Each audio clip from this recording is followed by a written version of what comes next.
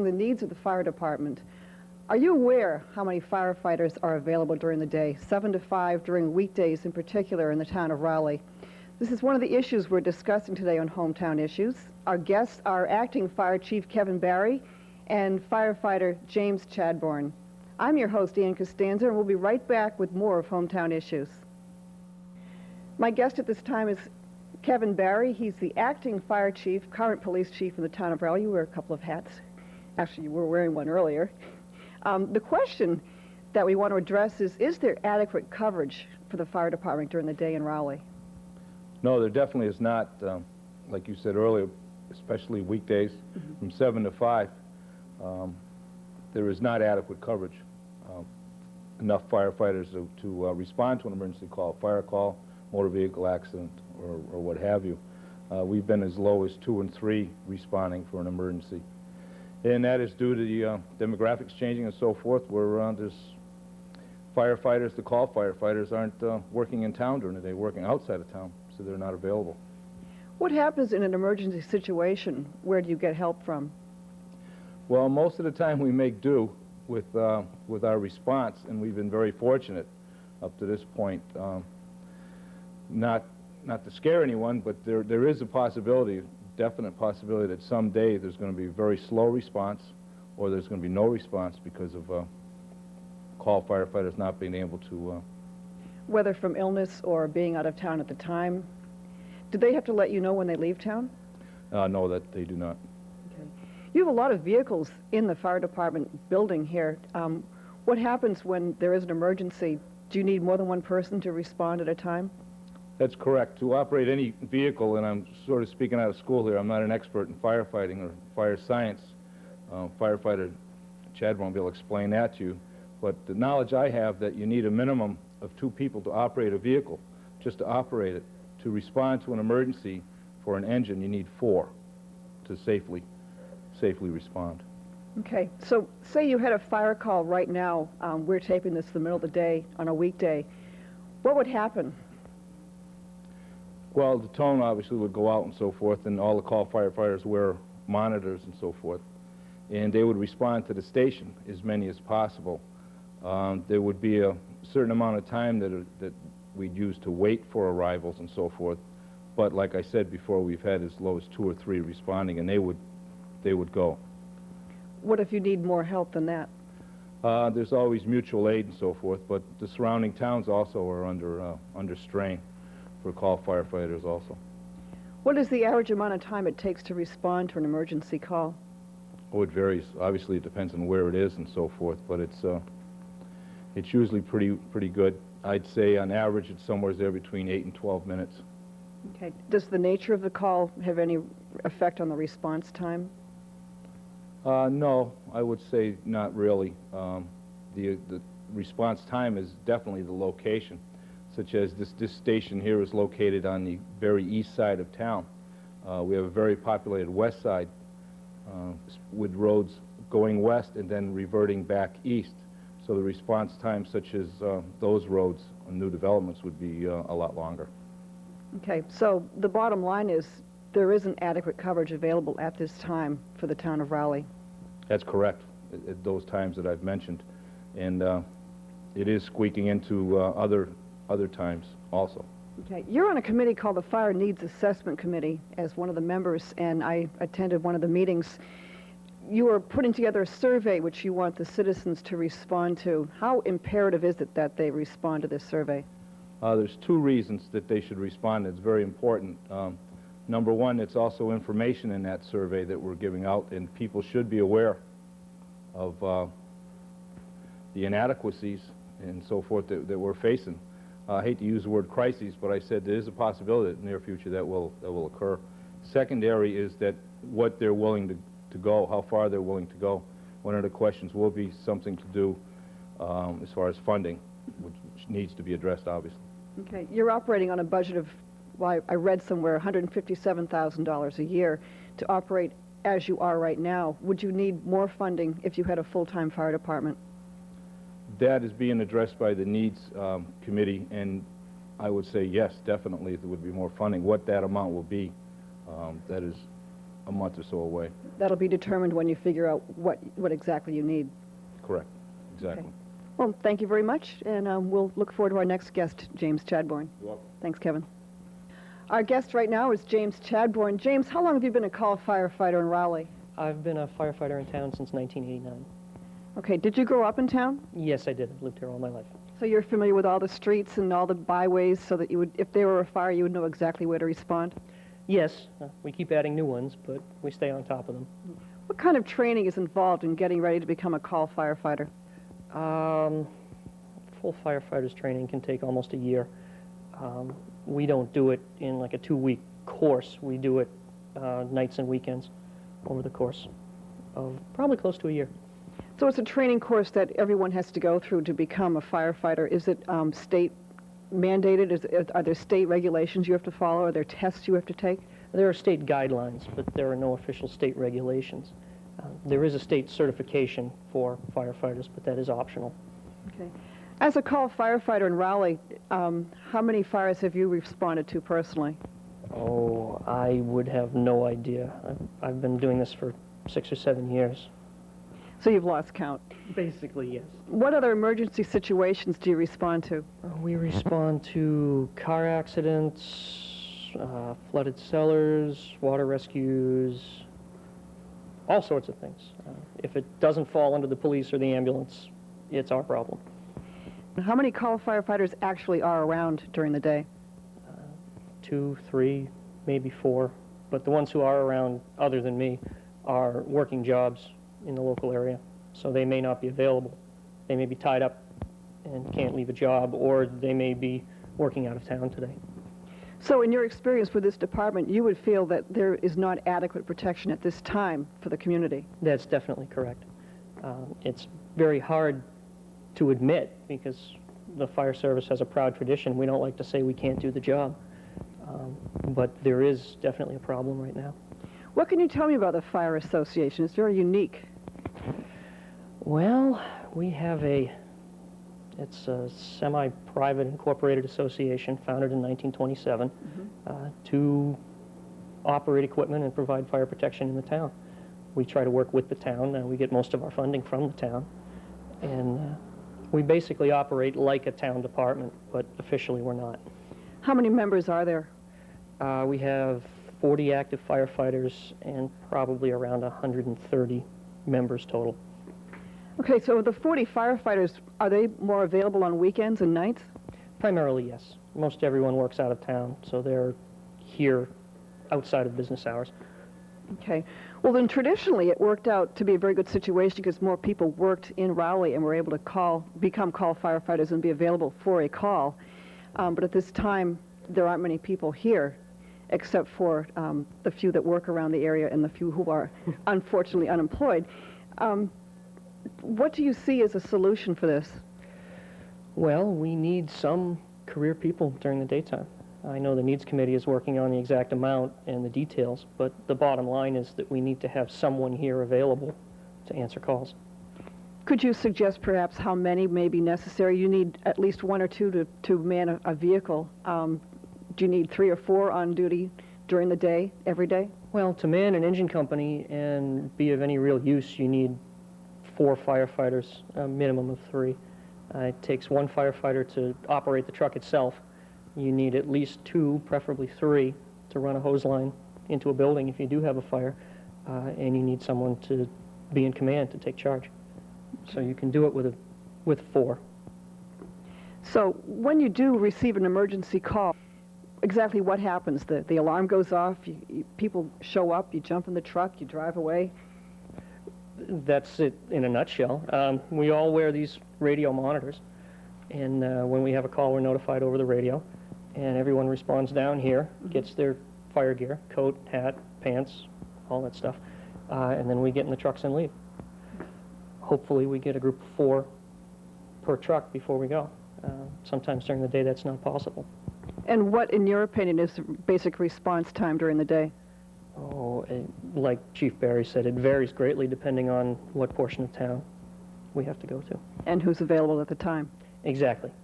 Okay. So actually there is a very unique problem here in Rowley, is in that there are no full-time firefighters available if there's an emergency situation. And to address these needs, they have a Fire Needs Assessment Committee. We'll be talking to John Manning in the second half of this program. He's the chairman of that committee, to find out what they're doing to put together the survey to present the information before town meeting. Rowley definitely needs a full-time fire department, and this is what we are addressing today. And we'll be back with more Hometown Issues in just a minute. Welcome back to Hometown Issues. We're in the studio right now. We spent the afternoon with the fire department at their fire facility. Had a great tour, and thank you very much for that. Our guest at this time is John Manning. He's the chairman of the Fire Needs Assessment Committee in Rowley, and we're discussing what the goals, the mission, and what they want to accomplish as the Fire Needs Assessment Committee. John, welcome to Hometown Issues. It's so nice you come in and see us. Thank you. And I've learned today that the fire department consists of a very dedicated and proud group of individuals, public safety officials. They all are very professional people who run the department and do a terrific job with what they have to work with. The building seems too small for all the vehicles they have. Some aren't even stored on site, but that's not the issue here. The issue at hand is the lack of adequate coverage for the fire department during the weekdays.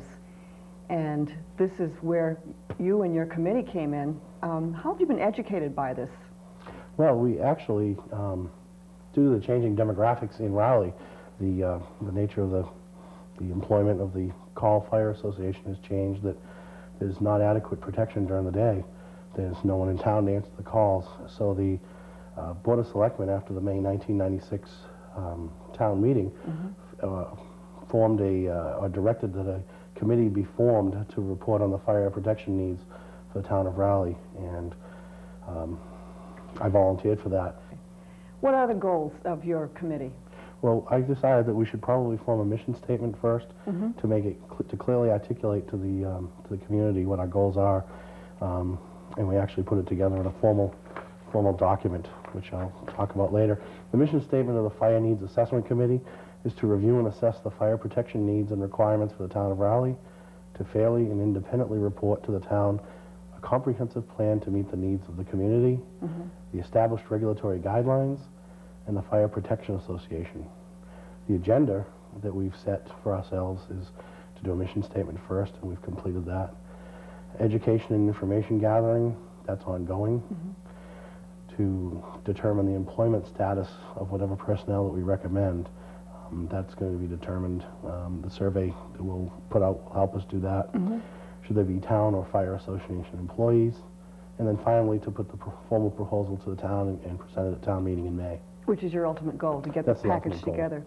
Okay, and I noticed I attended your Fire Needs Assessment Committee meeting, and you run over the mission each time when you start the meeting, so the goal is clear as you start the meeting what your mission is, and it is basically to get this survey put together in a concise way.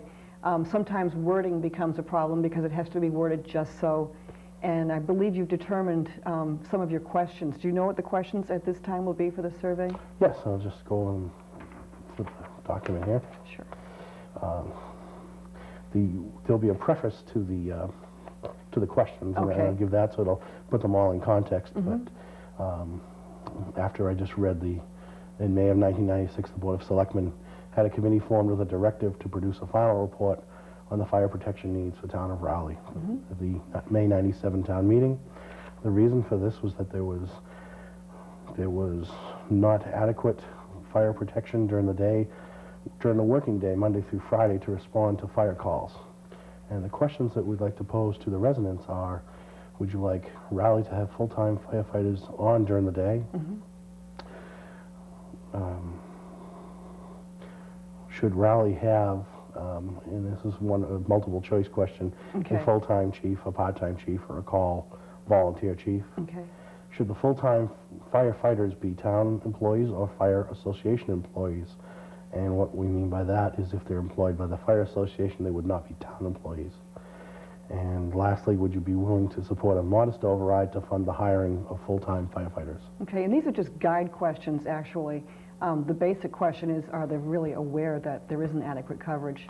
Well, part of our mission is education and information, and we think that this will serve two purposes. One, it'll let us poll the community and find out what people are thinking, get a temperature of people's Where they're coming from. Right, what they think about it. Also, to educate them into the fact that, without using any kind of scare tactics or the vitriol that goes on at town meetings sometimes, that in fact there is not quite a crisis, but a grave concern in town that there's not enough people in town during the day to respond to any kind of a fire emergency. It could create a crisis situation. We are skating on thin ice, on borrowed time is the expression. It was expressed to me today at the fire department. I asked how many call firefighters are available, and it was determined that maybe there are 2 in town full-time during the week. And sometimes the vehicles themselves require 4 to respond to a call. So you're in trouble. I shouldn't say you're in trouble, but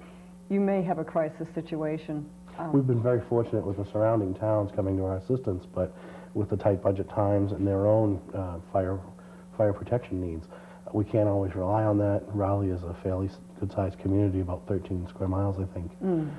That's a big distance to cover. Absolutely. And not only the safety of the population, but also the people that call in responding to the fires. If there's only 1 or 2, right. Part of the education process has showed us that they're putting their lives in danger. That's right. You don't want to endanger them either. With just 1 or 2 people responding to a fire. And also your fire station is basically in the east end of town, and there are homes in the west end. It's becoming very developed, and right. There's a distance involved. There's almost a need for a second building in town, from what I determined today. But that's another issue. That'll be next year's fire protection committee meetings.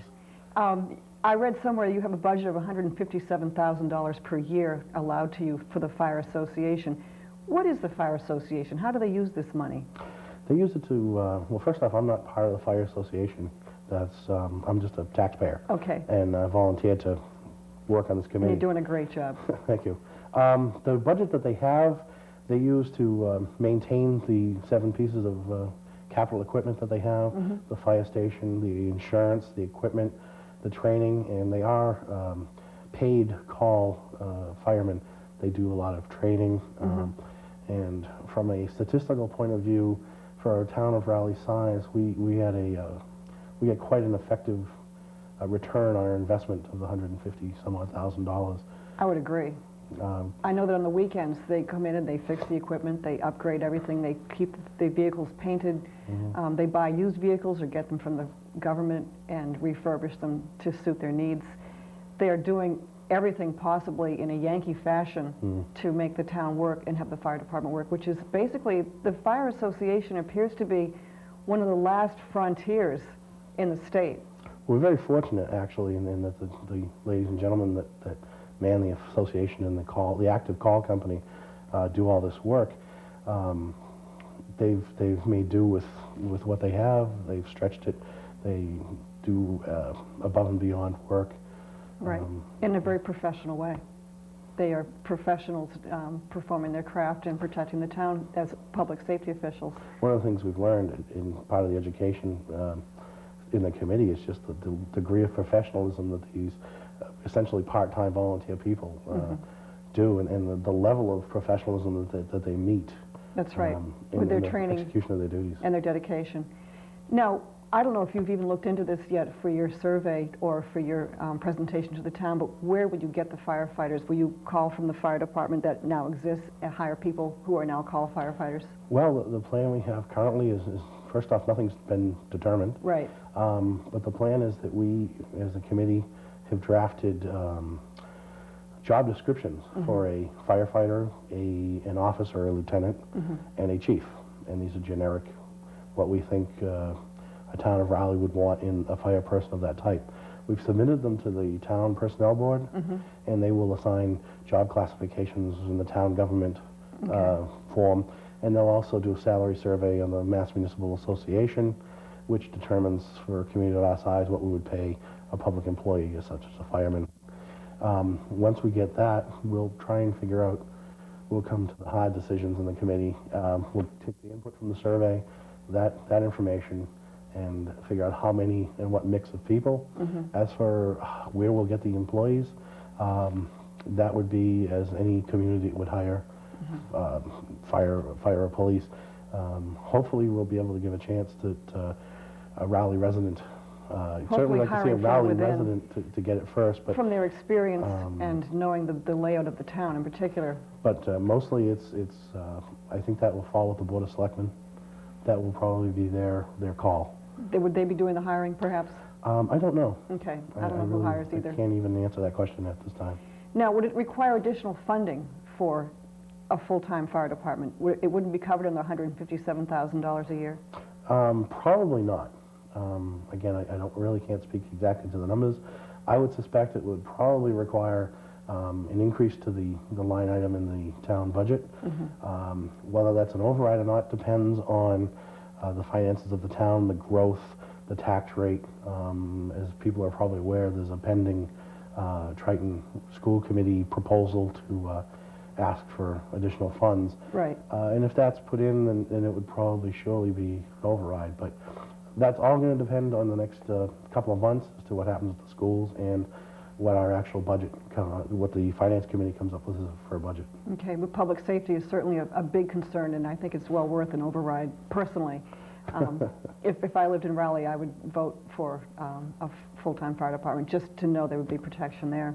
Well, we're hoping that through the education process that people will not just blindly say it's an override and cast it down, but we'll look into the facts and the figures, and what we've tried to do is we will be presenting quite a body of material at the town meeting.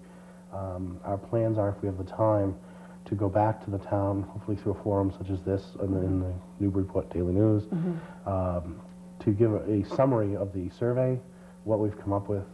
And there's also a section in the survey that people can ask questions to us, and we will entertain those and hopefully provide answers to them prior to the town meeting, so that people will feel like they'll have a voice and we can actually move forward at the town meeting efficiently. Okay, we have to wrap this up, but I know you meet every other Wednesday night, and it's an open meeting, a public meeting, in the library of the Pine Grove School. So if any interested resident would like to go, they can show up and at least find out what's going on. We'd love to have people attend, and it's every other Wednesday, and the dates are posted in Town Hall, or they can call the secretary, the town secretary.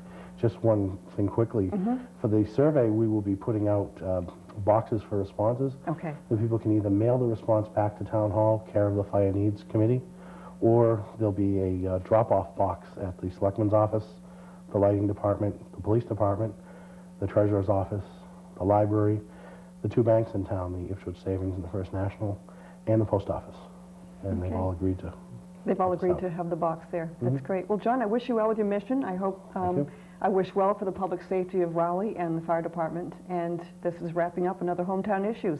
I'm your host, Ann Costanza. We'll see you next time.